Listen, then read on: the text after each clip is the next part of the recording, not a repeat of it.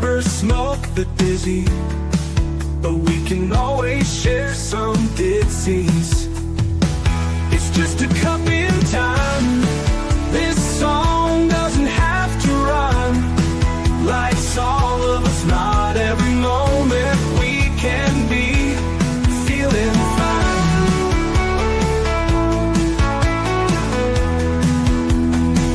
I wanna share a moment, just a second if you will, maybe even a cup of thrill. We could share this performance. It's tea time, come sit with me. Well, welcome guys. Miss Liz is back. That's right. And I have another returning guest, and you know how I love having my returning guests because I get to dig a little deeper into them. Tonight I have Jennifer Shaw in the house. Her pen name is JM Shaw, so you can check that out as well. We're going to talk about pen names, and we're going to talk about a new tea and all of that good stuff in her new book, Forsaken Souls. So we're going to spill some really good, strong cup of tea tonight. And her tea tonight is, let me get it, because we were in the back just getting this all together. Parable examples, I'm not saying that word right, life lessons, embracing who I am. That's the tea we're serving tonight in the house with Jennifer. So before we get started, we're going to get you over to Miss Liz's YouTube channel, Spotify, podcast, apps, all of that good stuff, Facebook, and give you a little quick follow, subscribe, all that good stuff, and share these tea times out with your loved ones, neighborhood, networks, all that good stuff. So let's get started with disclaimer and then a nice, beautiful intro. And then we're going to get Jennifer in here. And we're going to spill some tea, Miss Liz style. Disclaimer for Miss Liz's Tea Time live show. Miss Liz's Tea Time is a global platform dedicated to sharing real life stories, diverse perspectives, and meaningful conversations that inspire awareness, healing, and connection. I, Miss Liz, is going live using StreamYard. Before leaving a comment during the live broadcast, please grant StreamYard permission to display your name at StreamYard.com. Please be advised that all content brought forward during any Tea Time show is presented in good faith. However, discussions may include opinions, beliefs, and perspectives that do not necessarily represent the views of Miss Liz or the Tea Time platform. Information shared by guests is based on their own experiences and is perceived to be accurate at the given time of airing. All guests, viewers, and participants are responsible for using their own judgment when considering any action or decisions that may relate to these discussions. Some episodes may cover sensitive topics, including, but not limited to, trauma, abuse, grief, mental health, and other emotionally triggering subjects. Listeners' and viewers' discretion is strongly advised. Tea Time with Miss Liz is an open discussion forum designed to offer insight, inspire awareness, and create connection. It is not a substitute for professional medical, legal, or therapeutical advice.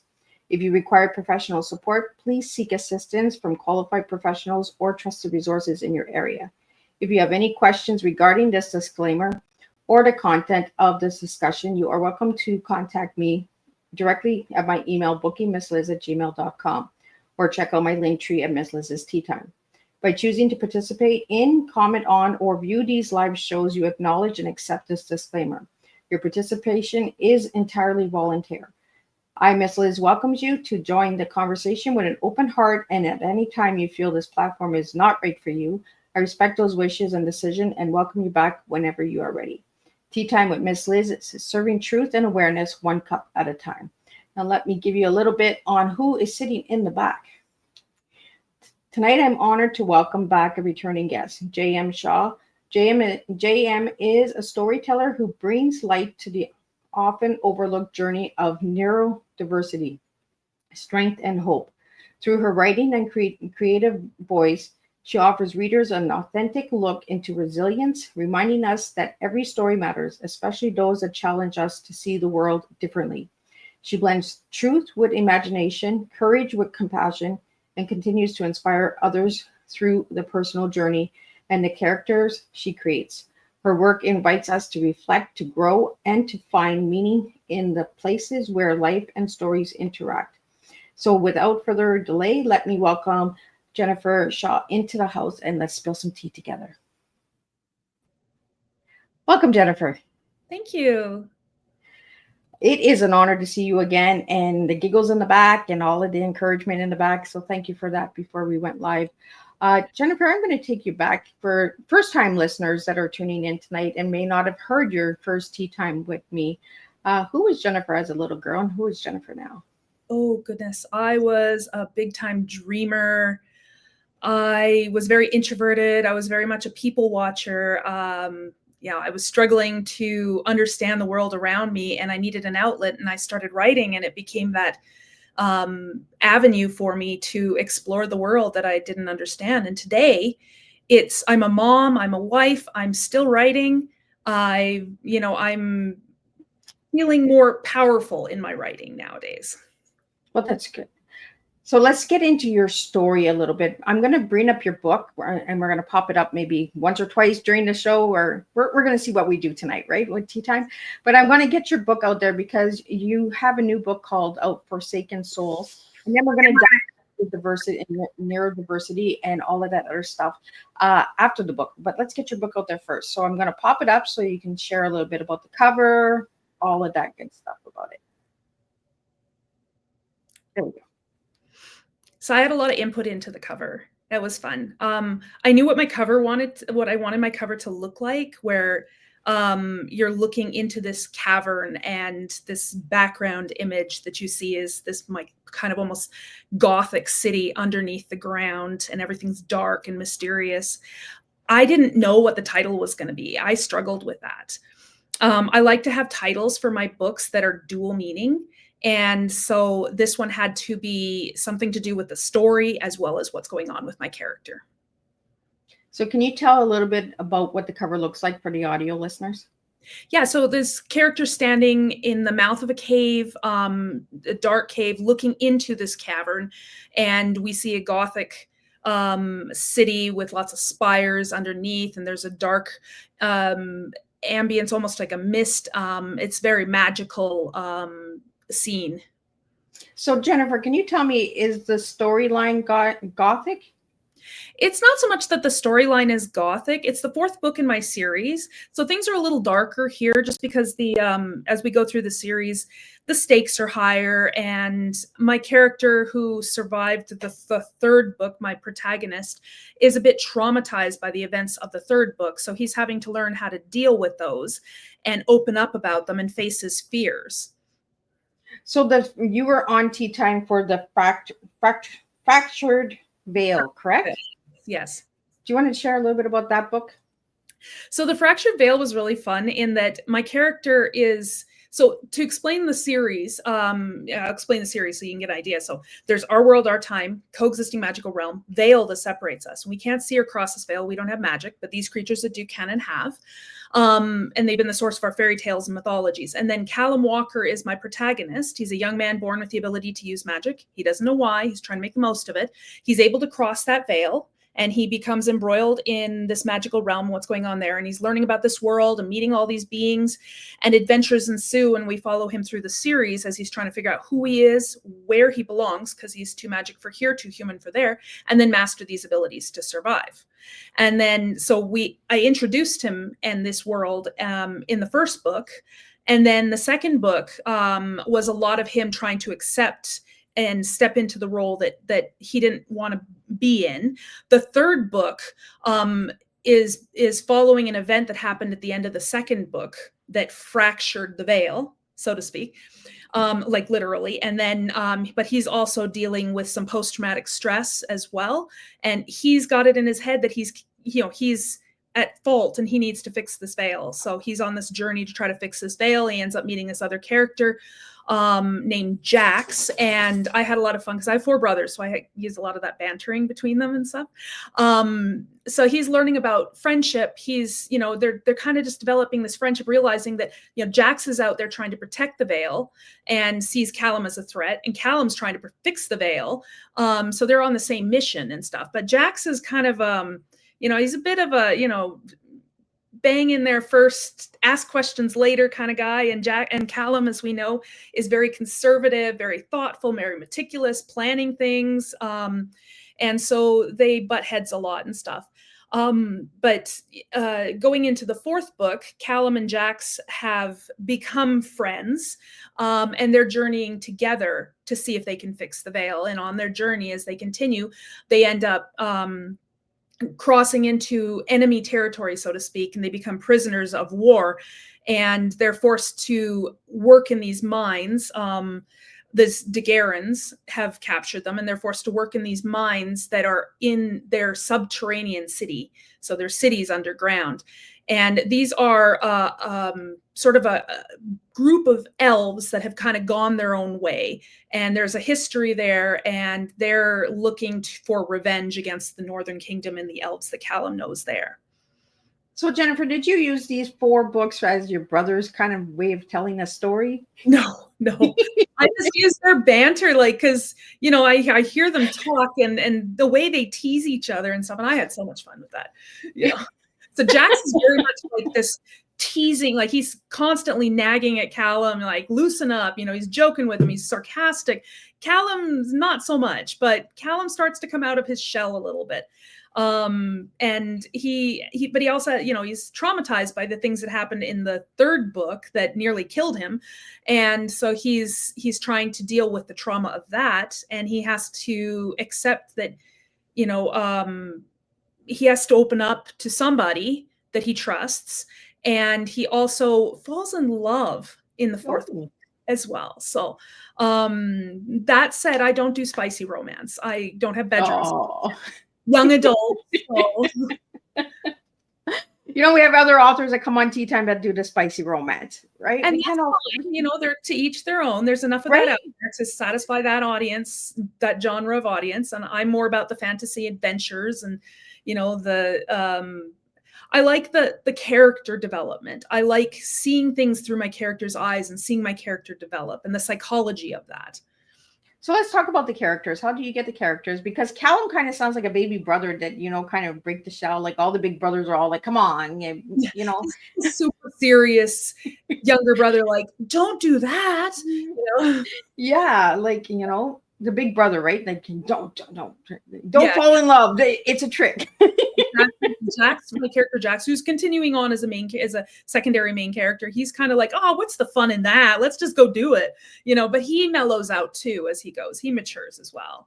And oddly enough, I think there's like 11 years between them. So Callum in the 4th book is 23-ish. I think he turns 23 in the 3rd book, so he's 23. But Jax is 35, so he's a lot older than him, but he acts more immature. And Callum is younger and he acts more mature. But, you know, I'm working these 2 characters together, and Callum's coming a little bit out of his shell, and Jax is becoming a little bit more reserved and more thoughtful, especially when we find out that Jax is in a family way eventually. So do you have brothers like that? I do, yes. I have 4 brothers. They're a lot like Jax. Have they read your books and said, hey, that's me? No, they haven't read my books. I had to twist my husband's arm to get him to read my books. Oh, we got to twist those arms sometimes just to get them involved, right? Read the story.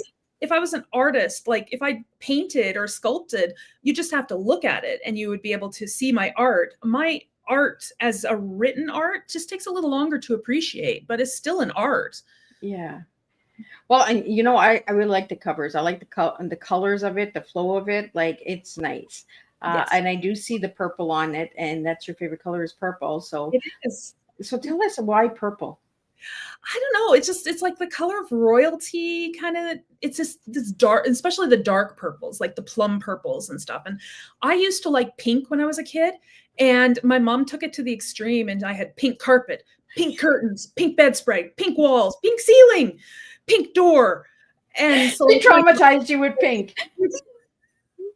I'm writing another book and I have that in there. It's like grotesquely pink bedroom that are, you know, I have my character's mother has inputted her stylistic color choices into this character's bedroom. So I was like, that's definitely from me. So you're using your mom as the next character? No, I'm just using that aspect. Well, I want to get into autism and ADHD and neurodiversity, and that I want to get that conversation out there. We had some questions that came in, and one of the questions is: your family shares diagnosis of autism and ADHD is such a unique story. How did the journey inspire your writing?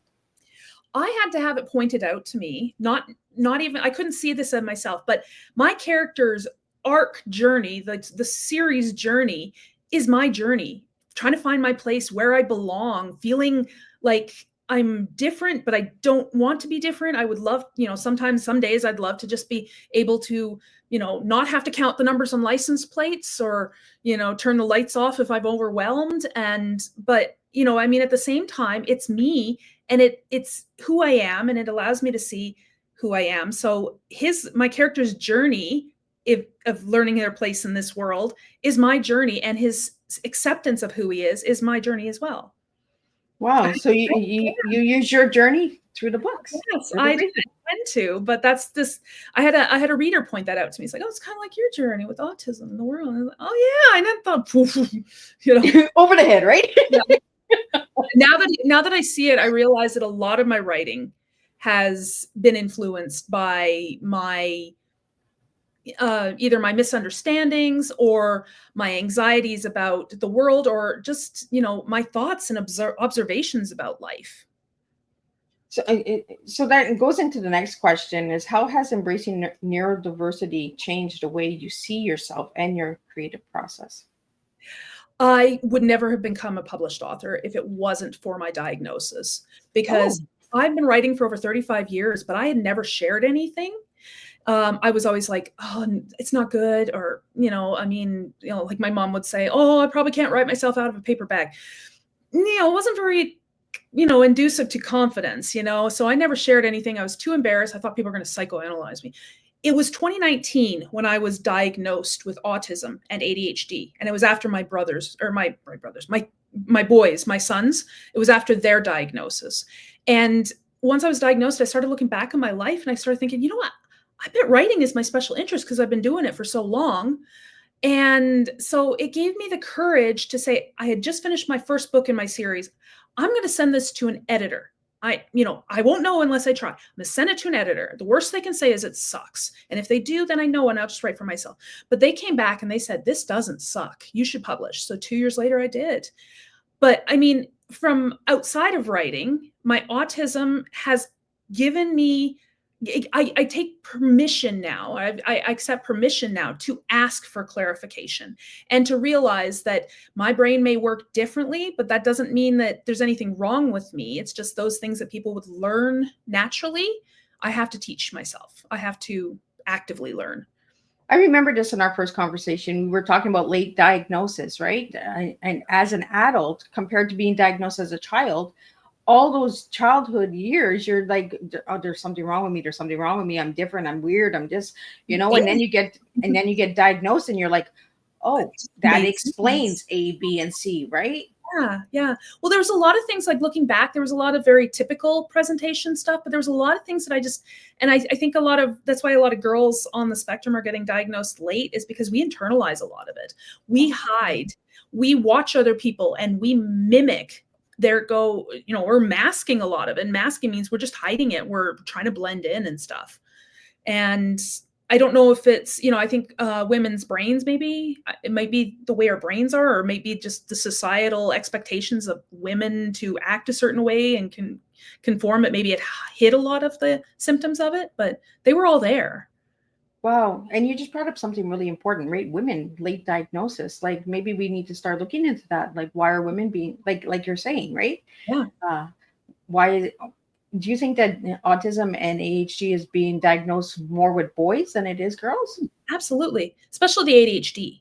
Oh, I had one of my doctors told me that more, it's more common to be diagnosed with ADHD than it is autism, even though they're very similar in a lot of regards. So what's the similarity? Well, they're both hyperactive. Okay. They're both seeking like stim behaviors. Like sometimes people will do this. I do this a lot, or I turn my ring, or I take my ring off and on, or I count license plates. That's kind of behavior. Difficulties in regulating your focus. Also, social communication is also another issue, like talking to kids and that back and forth conversation that you need to have. So we have a question here. How has your own life experience shaped the way you approach conversations about neurodiversity? I'm not keeping it a secret. It's who I am. I have had some experiences where people once I tell people, okay, this is why I do things, or this is what happens, or, like for example, the blue LED Christmas lights, Okay. walking down the street, those are my nails on a chalkboard.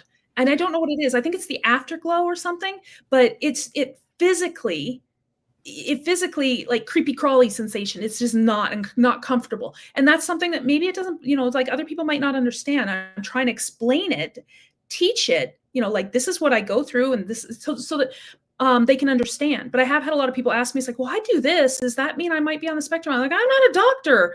It's like, maybe talk to your doctor about that. But I did this. So, Yeah. Well, a lot of people do that, right? As soon as they start seeing similarities, they're like, oh, maybe I have it. Maybe I have it. The self-diagnosis is causing a lot of people not getting diagnosed because there's too many people that are coming in with the false diagnosis, right? Yeah, exactly. And well, there's a lot of people that I'm hearing, and it's almost, it's sad because people are like, well, we are all a little on the spectrum, right? It's like, okay, but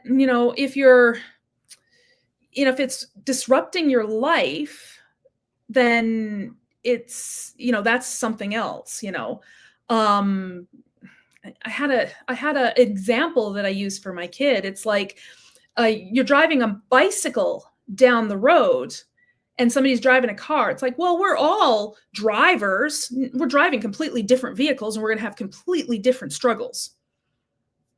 You mentioned something about the blue lights, and a listener here is saying that an Autism Day, April 2nd, they light up blue lights.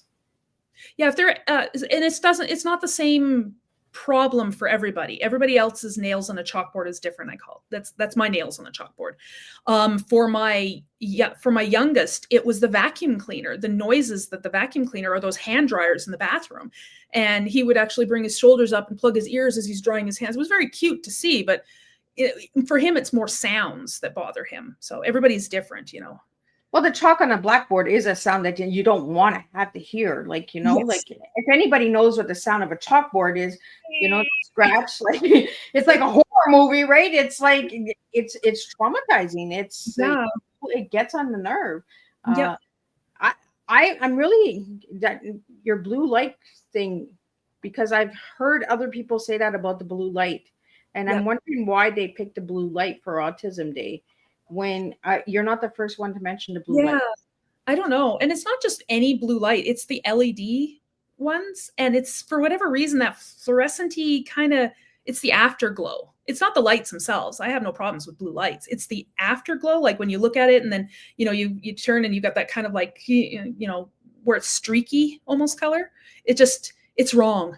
It's wrong in so many ways. I can't even explain it. I have had a lot of people, though, once I came out with my diagnosis, say, oh, what's it like to be autistic? And I was like, I don't know. What's it like to not be autistic? You tell me that, because then I can tell you, like, it's all I know, And so I can't really explain, like, I can tell you some of the things that bother me, but to actually tell you what it's like to be autistic, it's not something that's easy to explain. Yeah. Unless you live it, you won't understand it. And I say that about everything, right? Don't ask somebody if you haven't lived it. Don't try to pretend that you understand it, or tell them how to diagnose themselves or how to heal themselves, or, unless you're living that person's life, like, you have no business saying, that this is what you should do, or take this vitamin, or take that supplement, or, you don't know. Maybe that supplement might be the pill that takes you out. Like, you don't know. You never know, right? Or maybe it's something completely different. Your toe hurts. Maybe it's not broken. Maybe you have gout. I don't know. Maybe it's something completely unrelated to what you think it is. So we have a question here about, as a parent, how do you help your children embrace and celebrate their own neurodiversity? I've tried to explain it to my children using the computer analogy, where our brains are like a computer.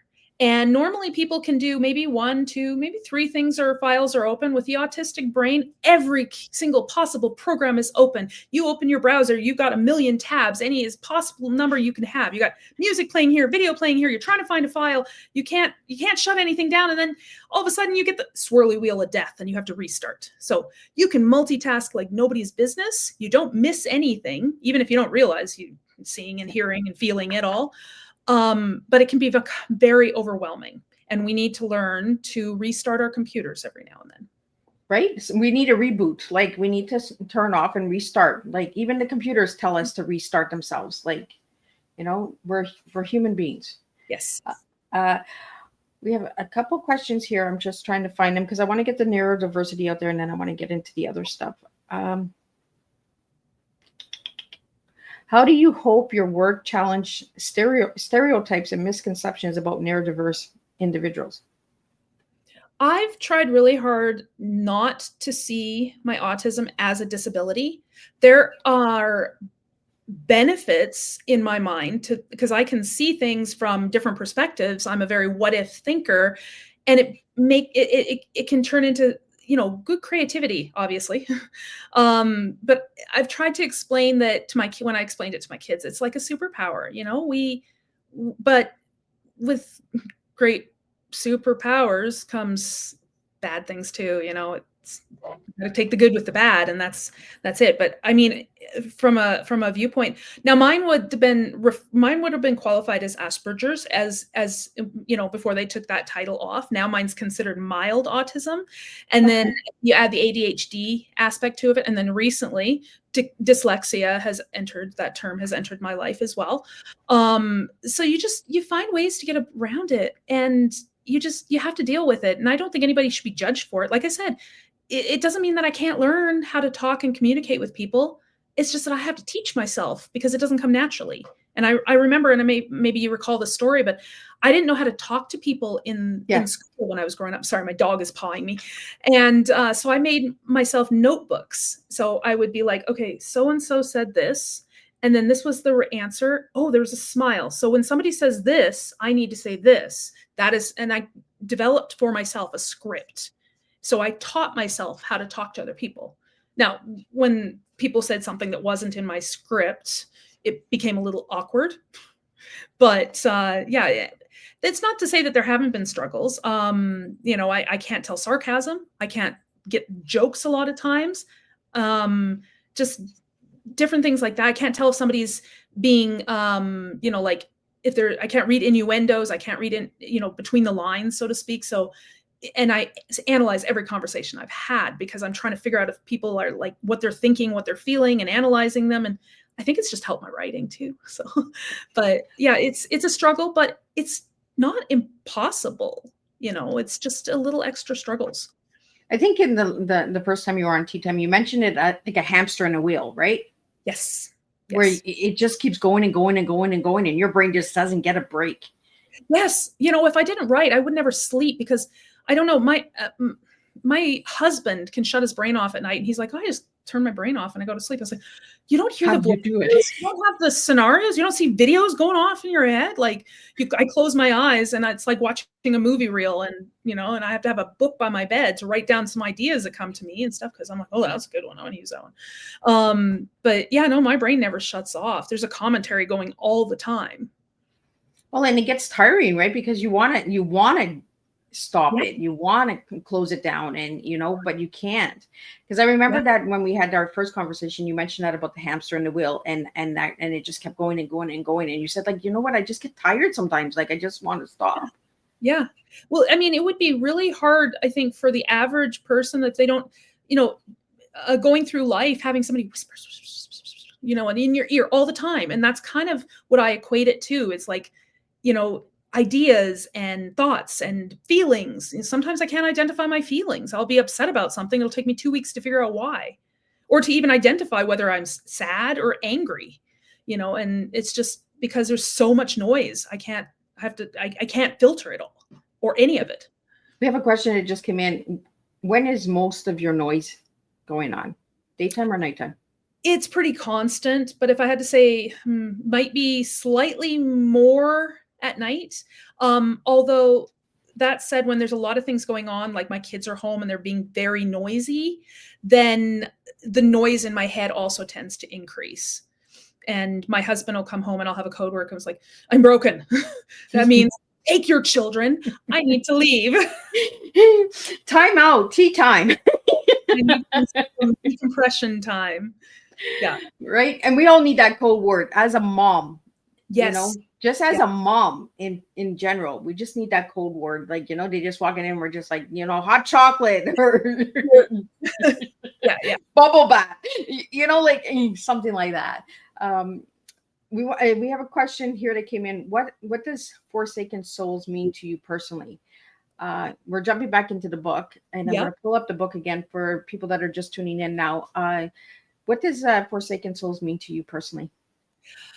It means that you've been forgotten, or you haven't, people don't see you anymore. So you've been lost. I know that's how my character kind of feels. A bit overwhelmed, a bit lost, a bit forgotten. But at the same time, what's going on is this conflict that's building. It's not over wealth or territory or power. These Daguerreans that have captured them are literally harvesting the souls of their enemies. And what do you want the readers to take away from Forsaken Souls?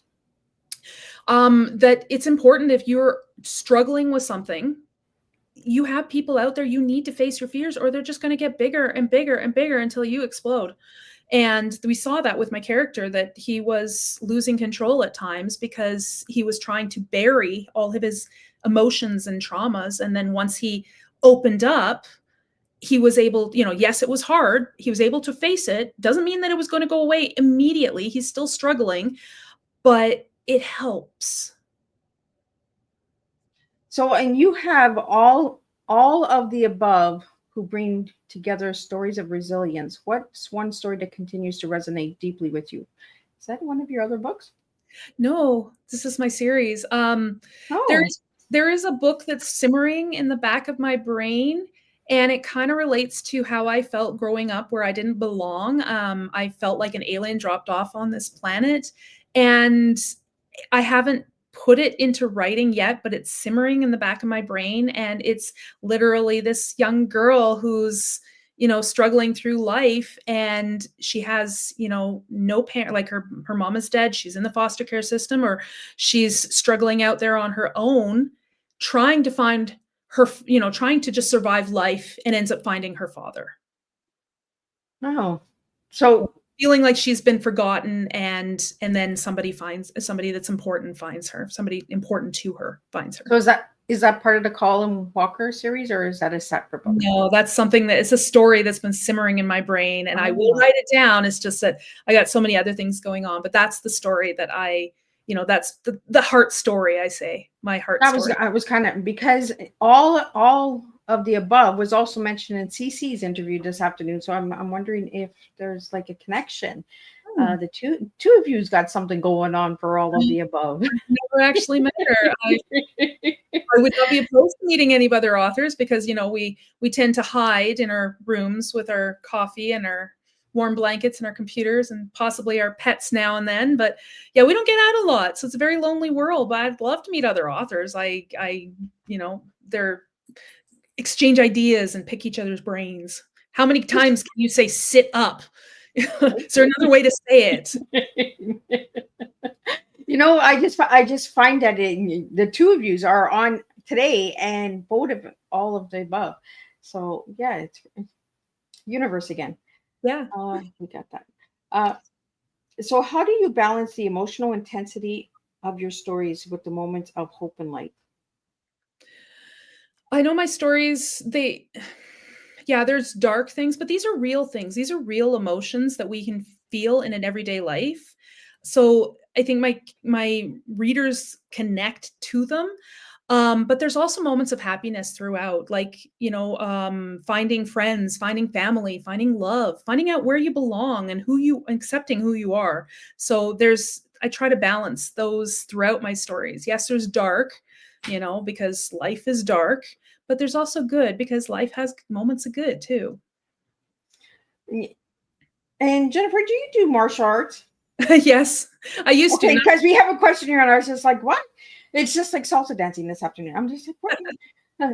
So it says, how do your backgrounds in healthcare, psychology, and martial arts influence your storytelling?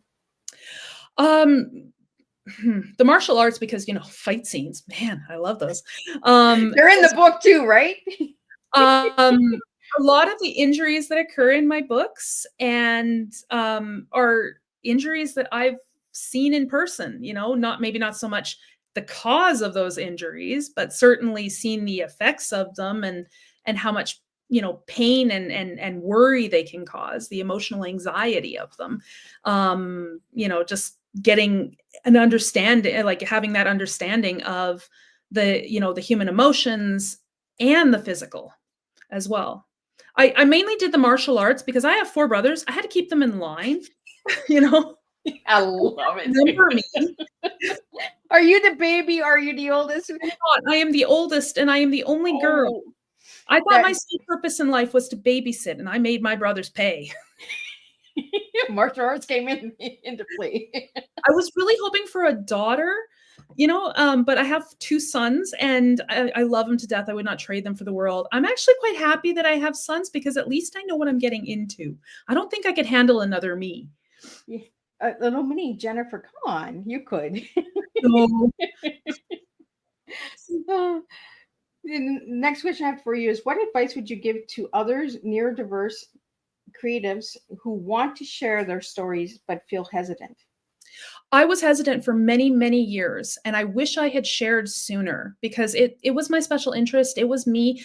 It's that fear of being judged that you need to, but in all honesty, if you go and read a book and you like this book, regardless of what it's in there, even if it's a spicy romance or something that, like maybe there's some cringe stuff in there, or the characters swear a lot, or they're blood and guts and gore or something, you're not thinking, oh, there's something wrong with that author. You're thinking, this is a good book. That's what you're thinking. So people aren't going to judge you by your stories. They're going to enjoy your stories. And then you get to see other people enjoying your stories. But you won't know unless you share this creativity with the world. I mean, in my case, it was writing, but some people out there, maybe they're good painters or drawings or different creativities like singing, instruments, sculpting. There's all sorts of creativity or outlets for creativity. And unless you share it, you'll never know what other people think. And sharing with your family does not count. Oh, come on. Friends and families, they can't be biased, but anonymously, if you wanted to try that, you can share something anonymously and just see, hey, world, how does this sound? And it might take a while before somebody actually sees it or gets back to you, but that can give you an idea. For me with the writing, I went to an editor because that felt like the first step I should take. And it was good.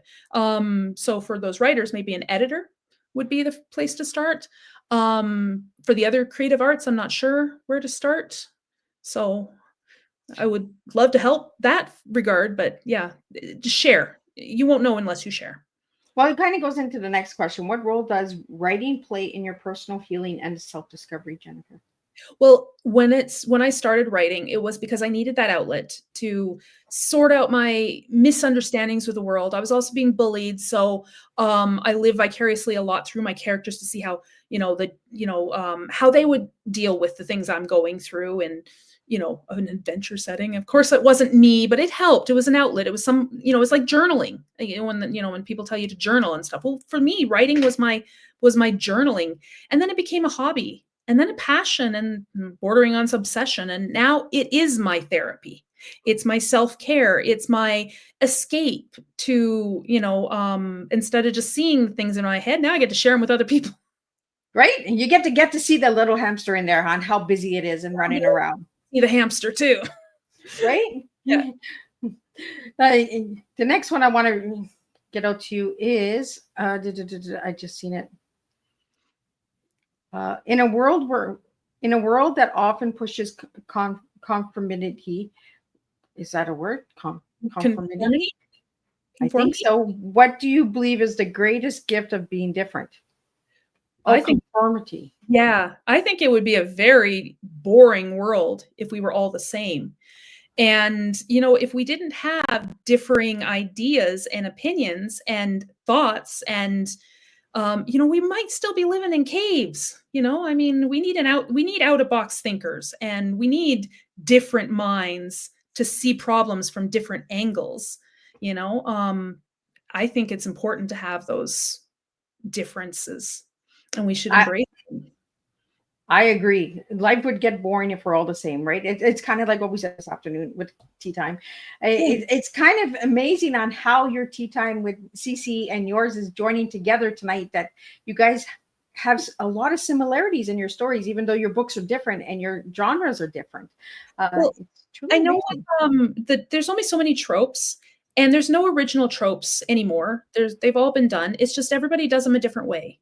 You know, Yeah. this whole like secret universe, portal, realms, those kind of things been done many, many times by many, many different people, but everybody does it a different way, or they focus on something different. Some people focus more on the history of it. Some people focus more on the technical aspects of it. I like to focus on character growth and being having real characters facing, you know, these things, and how would they react, kind of thing. So it's everybody, you know, it's like if you boil it down to, there's only so many tropes and they're all been done before. So, you know, it's just, yeah. And what impact do you hope your writing will have on families, schools, and communities who are navigating neurodiversity?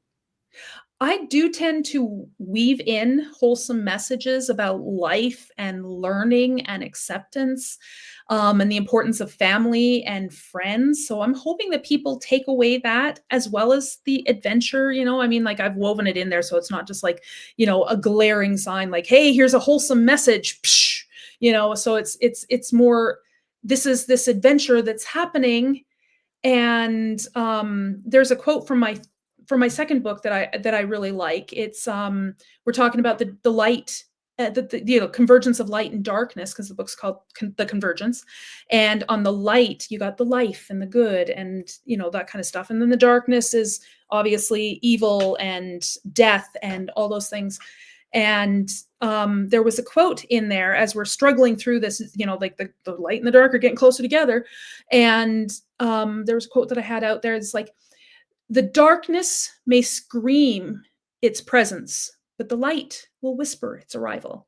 And it kind of connects back to life, in that we can't enjoy the good things if we don't know that there are, you know, if we don't feel the absence of them. But at the same time, I also put that in there because my impression, if you watch the news, you see a lot of bad things and you see very little bit of good things. So it's a life lesson that I wove in there in the middle of this adventure. And I try to do that a lot, actually. I like to do Well, and that. you kind of just went into your tea, because your tea is life lessons. So, like, we got into the life lessons. We got into your tea a little bit. Like, in the beginning of the show, we got the bottom of the tea, then we get the middle of the tea. Now we got to go to the top of the tea. And the top of the tea, what did you give me? Parable examples. So Teaching what? examples. Yeah, I've been a storyteller my entire life, and when I'm trying to teach somebody or tell somebody or get my message across, like I teach through story. Like when I'm trying to, or teach through parables, like what parables are just basically little stories or little examples that are relatable to you. Like when I'm trying to explain to my kids about how autism is like a computer, you know, like those kind of things. Or, you know, driving down a road and one, you know, the highway, you know, one person has a car, the other person has a bike. They're both driving, they're both traveling, they're both technically drivers, but they're going to have different struggles, you know. So I like to teach with those examples, those visual examples that you're going to be able to relate to your life and understand a lot better. I like that, because using examples is another way of showing storytelling as well, right? Yes, It's yes. almost like the different genres of books. It's telling in different avenues, in different ways, and different paths. You're going left, you're going right, you're going straight, you're going up, you're going down. You Yeah. know, it's teaching people in different ways, and there's nothing wrong with that. Everyone learns differently. We have some fun questions now that are going to come to you. Like them. So, one word that defines the journey you're on right now. Oh, relentless. It's Oh, relentlessly long, but I also have to be, you know, persevere through it. I can't give up because, you know, if I keep going, I'll eventually reach the finish line in my mind. But if I stop, I'm never going to get there. So I have to be relentless. and one word for your that describes your storytelling, Jennifer. Oh, emotional. I do put a Oh, lot of emotions into my stories. Um, I know I wrote when I was editing my first book a long time ago, the original edit, and before the second and third edit, there was a scene in there. I had to write a couple extra chapters and stuff, but I wrote a chapter in there, and my editor sent to me back. He's like, "Oh, this is a really good, heart-wrenching chapter. You've made your editor teary-eyed." And I was like, "Oh, good. Well, wait till you get to the 6th book. I'm literally bawling my eyes out as I'm writing these chapters, some of them." So You better have your Kleenex box, right? emotion. I put a lot of emotion in there, and I try to make it a real emotions. Like, I may not be facing dragons in my daily life, but I can understand how that would feel if I'm facing big obstacles, and those emotions are the same. Yeah. I think emotions are good, right? We need to get them out there. We need to get those Kleenex boxes used up besides blowing our noses, right? We need to clean our sinuses out every now and then. Yeah, right? What's the favorite time of day to write for you, Jennifer? Oh, I used to like in the evenings, but now that my kids are in school, I tend to do a lot more of my writing when they're in school. Yeah. Oh, so during the day.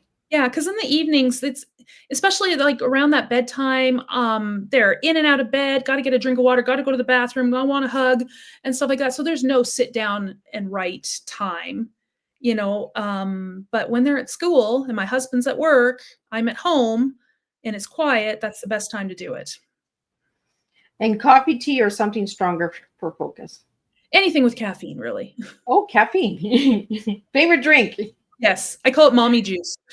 Oh, there we go. Mommy juice. Oh, we all need mommy juice. Yes. The book that impacted you the most as a writer? Where the Red Fern Grows. Oh, Yeah. never heard of that one. That I cried while I was reading it, and very few books. The Anna Green Gables books also, I cried through them and stuff, where you feel that connection, and I love that they can create that connection with the characters. Like I love books that do that. You feel what they're feeling. And one phrase you live by during challenging days? By this time next year, things will be different. Oh, I like that. We all hope that next year is better, right?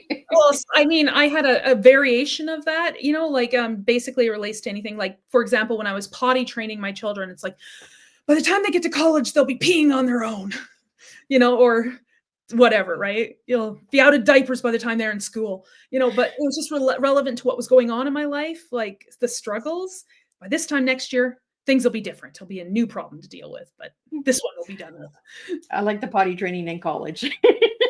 By the time they get to think they're not, then have to, Then there's new training coming in, martial arts.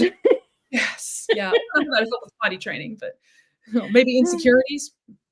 So Jennifer, what do you love about martial arts? You know what? I went into martial arts during a period of time when I had very low self-esteem. I was very introverted. I was getting bullied a lot in school. We moved to another town. I didn't have a lot of friends, didn't know a lot of people, and it gave me confidence. Like I can do this. Not so much that I would use it ever, although I did have to use it once. But that, it gave me something to be proud of.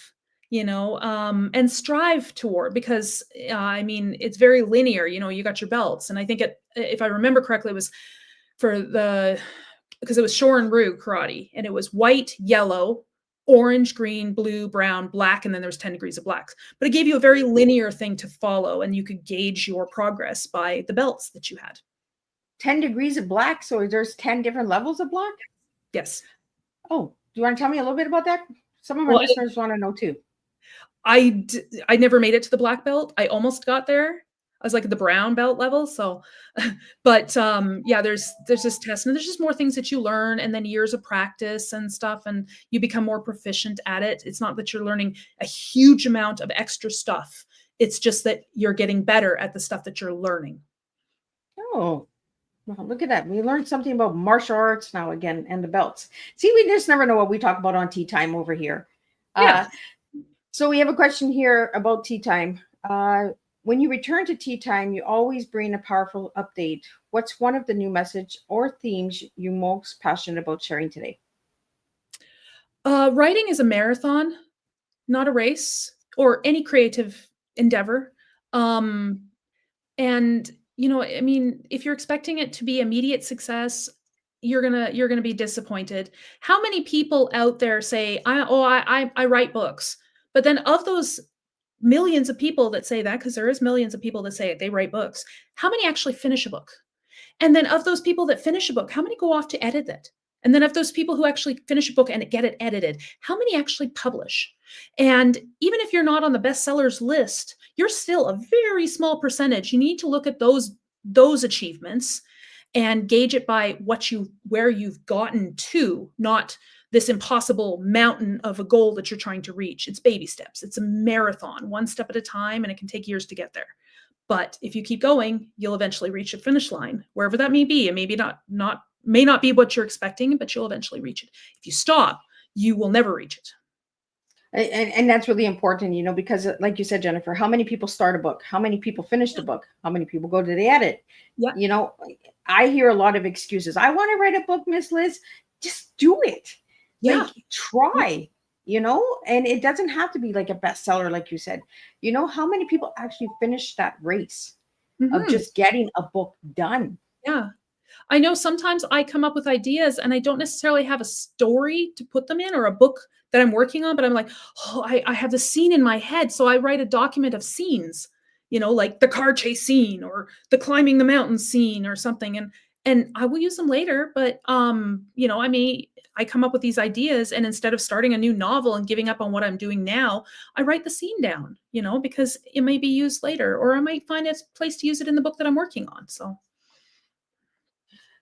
what roles does hope play in the process of healing and self-discovery when characters or for yourself, like when you're writing your books?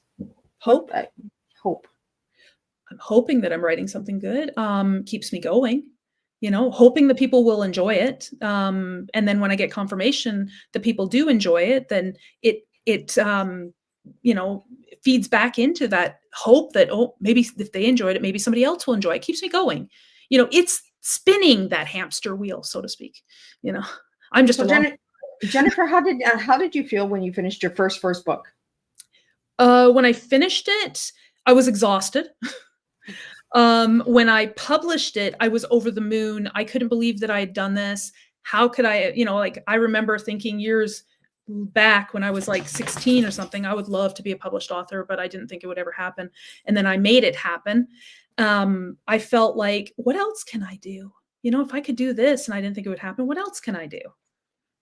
So do you have any more books coming in this series, or are you starting a new series that we should know about? I'm working on the 5th book in this series, but I'm also working on a standalone future dystopian Robin Hood meets Romeo and Juliet with hints of Hunger Games, but you'll have to follow me to find out more. Jennifer, go and watch CC's Tea Time, because I'm telling you, it's like I'm having a deja vu here. Like I have two different women, but you guys, your stories. Hunger Game was in her conversation. Yep. The story, like, and she's in the story, is the historian genre. Like, I mean, like you two need to connect. Like, something needs to happen here. You can be like an author matchmaker, eh? Right? It's just like it's like, no, I had CC, now I have Jennifer, but I have them all in one. Like it's almost like a good box of candy that I got today. If you could give your younger self one piece of advice, what would it be? Don't wait so long before you get brave, you know, just do it. Just, you know, I wish I had gotten brave and ignored, you know, all my fears and my doubts and just, you know, sent off a manuscript to an editor a long time sooner. You know, I'd probably be a lot farther along this marathon than I am now, but you know, I'm not unhappy that I did it now. I think I was in the right frame of mind, but I wish I'd done it earlier. And what book do you have on your bedstand? On my bedside? Yeah. I'm currently reading a book, I can't remember his last name, but it's called The Devils. And it's not, you know, it's recommended to me by another reader who came to one of my book signings, but I also just finished reading The Children of Time before that. So I'm kind of wish-wash between, you know, sci-fi and fantasy, but the only genres I don't write or read in are history. I fall asleep. mystery. I can never figure out who done it unless there's a lot of action. Then it's fine. And I don't write spicy romance. Elements of romance, and I'll read some if there's a good story, you know, and there's lots of other things going on and stuff, and maybe there's just a couple chapters or something of, you know, like a bedroom scene or throne scene, depending on what you want to read, you know. And I'm a fan of that series, which I won't name. So it's all over the place. I've got 3 bookcases now that I have to fill. Well, there you go. You talked about book signing. I want to get that out there because we have never talked about that on Tea Time. How does it feel to do a book signing? When I first started, it was terrifying because I'm like, oh my gosh, people, you know. But now, you know, I'm just like, I'm thinking the word marketing came up a few times in my brain and thinking about it, and I'm like, I don't know what that word means, and it's scary. It's a very scary word, marketing. So I switched it around and I use a different word now. It's showing the world you exist. Oh, I like And that. that's what I think about when I'm doing in the book signings is I'm showing the world I exist. I mean, how if you could have the greatest book ever written, and I'm not saying that mine are, but if nobody knows it's there, nobody's ever going to read it. So how do you do that? How do you tell the world you exist? So I also have, as I've been doing more of these, I found that, I mean, who doesn't want to talk about their passion, right? But I love connecting with my readers and having them come back and say, hey, the 4th book's out. Can I get you to sign this one? Or people come in with their books that they bought elsewhere and they're like, I want you to sign these. And I really liked your series. And it touches my heart. It's author fuel, you know, writer's fuel.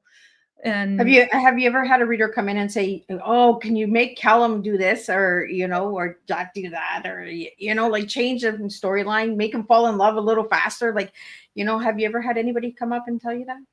No, I haven't. I had somebody ask me if Frey, one of the fairy characters that shows up a few times in my series, if she was left-handed, and I was like, what? Like, I don't know. But I have had people ask what's next on his journey, not so much to change his journey or influence his journey, but what's next. And I'm like, well, there's a lot of things going to happen. I've got the 5th book I'm working on. I've plotted for the 6th. I know where the series is going to end. I just don't know how many it's going to take to get there. I'm aiming for 6 to 9, but I keep coming up with ideas. So I'm going to have to stop at some point coming up with ideas. I wonder why they asked why that person would be left-handed. I don't know. They asked if the city in my first book where we start out in, he says, is that Winnipeg? And I was like, I have no idea. I've never been to Winnipeg. It's just some random city. I had to give a setting, you know, creating the setting, and it's some generic city. Oh, wow. Right. Yeah, like, oh, I'm actually happy that they connected it to something that they were familiar with. So that was really cool. Well, that's cool. Like when they read your book, right? And they're like, oh, I wonder if they're left-handed, right-handed. I wonder if they're from Winnipeg. You know? Yeah, they're reading, they're connecting. They're connecting to the story. Well, if there's 2 characters, there's my protagonist, Callum, and then there's a character that shows up in my first book, Jabella. And they were asking, I have had people ask if they're romantic, if something romantic is going to happen between them. And I was like, I'm not telling you. So Jennifer, do you have any book signings coming up? Not this weekend coming, but I have book signing coming up next weekend or the weekend after. And then the weekend after that and stuff. I have an events page on my website that'll tell you where I'm going to be for book signings. They're mostly in Alberta because that's the province that I live in, but I'm hoping to branch out into more of Western Canada and then that beyond as well as time goes. So, yeah. So for the audio listeners and the people that are watching the video, could you just shout out your website and where they can get the books and all that stuff? Yeah, so my website is www.jmshawauthor.com, and you can read about my books. They're all listed there. There's links to find them online. I also have links to my Instagram, my Facebook. I have a Goodreads link as well if you wanted to read the reviews on my book and stuff. And then the events page is also on my website. Awesome. Well, Jennifer, thank you for joining me tonight. And I'm just going to give a closing summary, and then we're going to wrap it up, and we're going to do this all over again next week with 2 more guests on Tuesday and on Thursday. So tonight, what a heartfelt tea time with Jennifer Shaw. Her presence reminds us that storytelling is not just about words on a page, but about lived experiences. perspectives, and the hope we offer one another. Today's conversation highlighted the importance of embracing neurodiversity, honoring personal truths, and celebrating strengths in all forms. As we close, may we carry forward Jennifer's reminder that resilience is born from authenticity and that stories are our own and those we share can heal and unite us. Thank you, Jennifer, for returning to Tea Times Table, and thank you all for joining us today. Until we meet again, may your cup be filled with understanding, kindness, and hope. And I'll see you guys all next week, same time, same place, and we'll do it all over again. Thanks.